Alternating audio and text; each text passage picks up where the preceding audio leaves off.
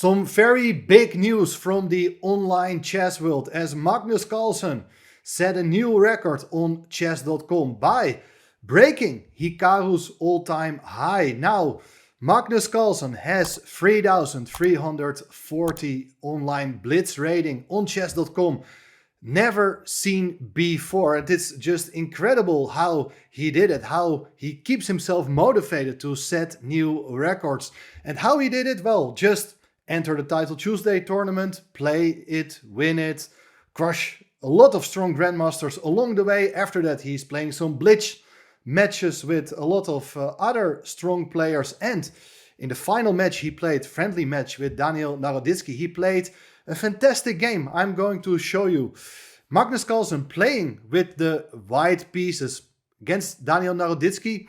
So it's e4, e5, knight f3, knight c6, bishop b5. It's the Spanish opening, and I'm going to show you how Magnus Carlsen plays this opening almost to perfection. It's a beautiful game. You will learn a lot, so stay tuned. a6, bishop a4, knight f6, castling kingside, bishop e7, rook e1, protecting the pawn on e4. This is all very standard opening theory. Black goes b5, attacking the bishop goes back, d6, c3, castling kingside, and now h3. This is the main tabia of the classical variation of the Rouleau Pass. There are so many different ways of playing it here for black. Naroditsky goes for the classical variation with the move knight a5, the so-called Chigorin system. And you never want to give up this bishop. It's a very good piece, and we will see later what this bishop is capable to do in this opening.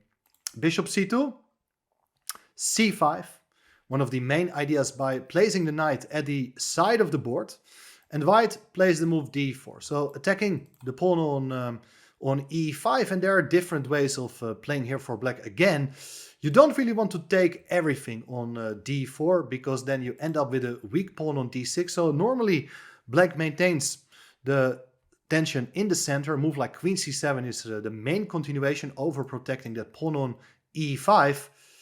But here Naroditsky goes for the move knight e7. It's one of the other lines with the idea of overprotecting the pawn on e5 as well. And here white releases the tension by advancing the pawn to d5. Interesting decision. So we get a closed game. But the knight on a5 is out of play. It's not able to come back to c6 because that d-pawn covers the c6 square. So here black has to find a different plan of generating counterplay. Maybe ideas with g6 and f5. It's one idea, but it's not easy to open up that side of the board, whereas the other pieces, they are stuck on the queen side. So black for the moment wants to keep the game closed. Played here the move bishop f6, knight bd2. And so far we have been following an earlier game of Naroditsky playing with the black pieces against Sergei Karyakin, in which the move knight b6 was played, so that at some point maybe you can try to get in a knight to c4. Black is kind of waiting white to play that move b4 to attack the knight, so that the knight can be stable on the c4 square. We will get to see similar themes in the game. There follow the move g6 instead.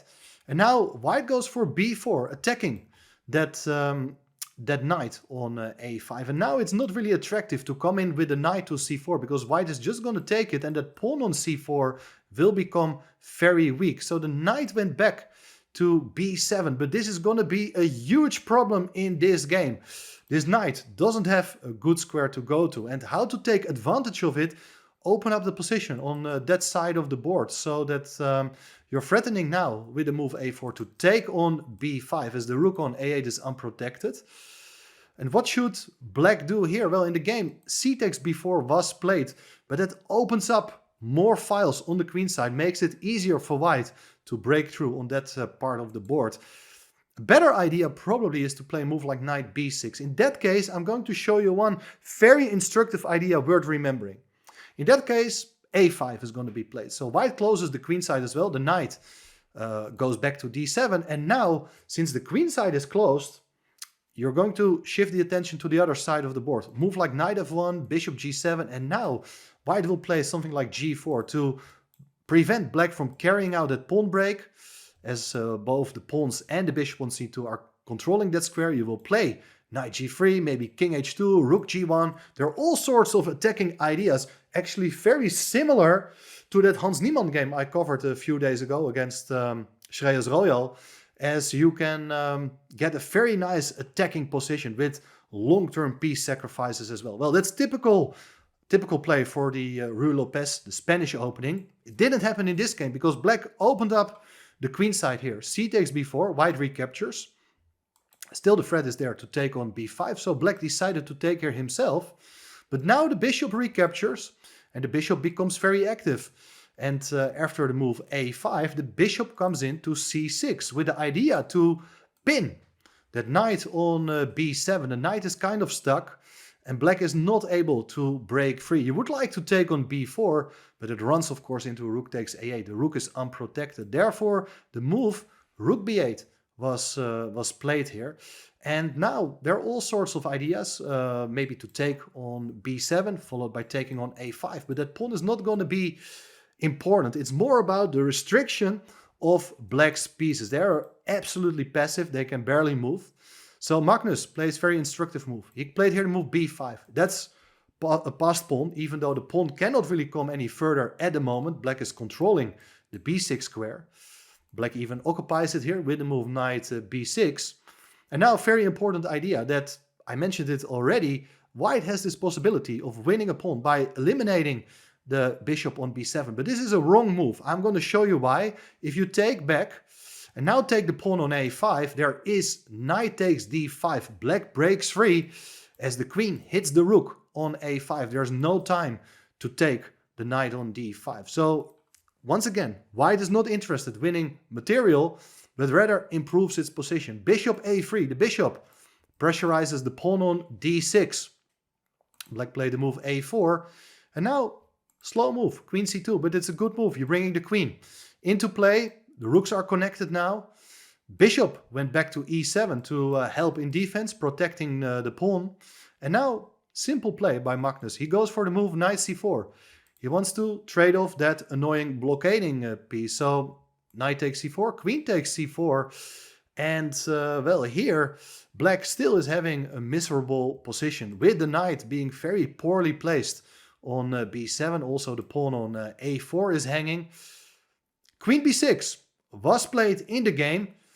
Not a good move, but once again, it's difficult to point out a good idea. For instance, if you would play the move f5 here as black looking for counterplay, you're opening up the position towards the black king. There's a huge blow here with the move knight takes e5 as the d-pawn cannot go away. If you do take back, there's d6 with a discovered check. And on the next move, it's d takes e7. The bishop can be taken. The bishop on a3 protects the pawn on e7. Black's position totally collapses here. So, no f5. There's no counterplay. Queen b6 was played. Black is trying to hold the position together. You may consider just taking the pawn on a4, but white is not interested in a pawn. Well, he's interested in a pawn. He takes the other one. Knight takes e5. That's a central pawn, much more valuable than a very weak pawn at the side of the board. That's a good move. If you take the knight, it's bishop takes e7 and the rook is trapped. So white is also winning the exchange. But this had to be calculated because after taking that pawn on e5, we understand the pawn on d6 is pinned.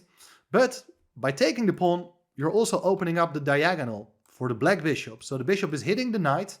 If the knight goes away, the rook is hanging. But it was a very conscious decision by Magnus. Knight f3, bishop takes a1, rook takes a1.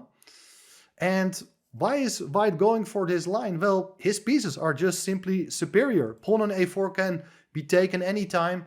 There are ideas to play for mate, maybe with the queen and bishop on this diagonal. There are also plans here of playing a move like e5, trying to break through in the center, making use of that weak pawn on d6. So plenty of play, ample compensation for the exchange. Black played here the move knight c5. So finally the knight becomes a little bit more active, but now various ideas. Once again, a very tactical idea here is to play the move e5. It was not played by Magnus. Idea is of course to deflect the pawn from d6 to undermine that knight on c5. That's one idea. But Magnus wants to keep it very simple. Just trades off. Beautiful bishop for that bad knight. Bishop takes c5. Queen takes c5. The queens are even coming off the board. And white captures the pawn on a4. So it's now a knight and 2 pawns against the rook. Well, that's very nice situation for white because the black rooks are inactive. They cannot become active here at all. There are no open files. Black will try to do that. Black played here bishop b7, but white is not impressed. Played here knight e5 with even the idea of coming to d7, setting up a knight fork. Now if you do take on c6, the b pawn recaptures, and look at this armada of white pawns. They are coming forward, connected past pawns. They're unstoppable, and very soon black will have to give up one or maybe both of his rooks. Back to the game. Instead of taking on c6, rook a8 was played, so black finally succeeds in trading off one pair of rooks. But rook takes a8. Now you cannot take back with the rook because bishop is hanging. So the bishop takes back.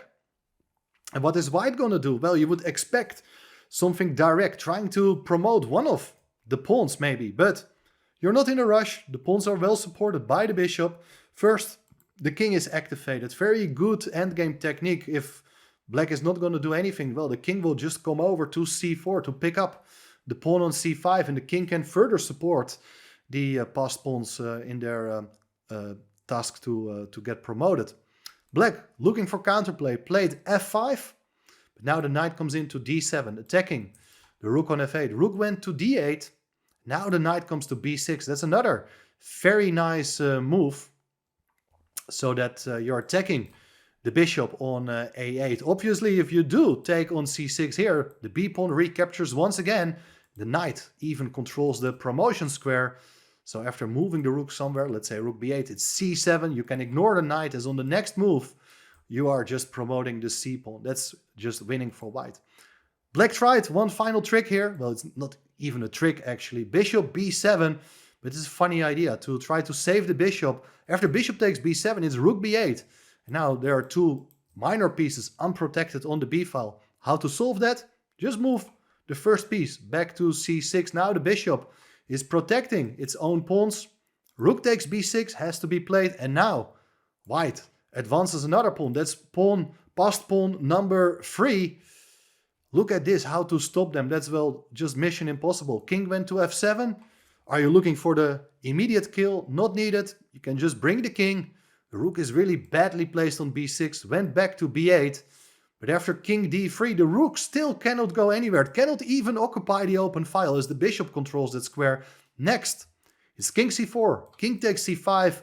The king, together with the bishop, will support 3 passed pawns. That's something you don't want to see happening in your game against Magnus Carlsen. And therefore, Daniel Naroditsky resigned, making it for Magnus Carlsen to the new record. 3,340 is the new all-time high on chess.com. The question is Magnus Carlsen going to improve that rating himself? Or is Hikaru trying to take revenge and set a new record himself? We will probably hear more about it in the next few days. Let's see what's going to happen. Thanks for tuning in. Make sure to subscribe. I will appreciate all the support, and I will see you soon again. Bye bye.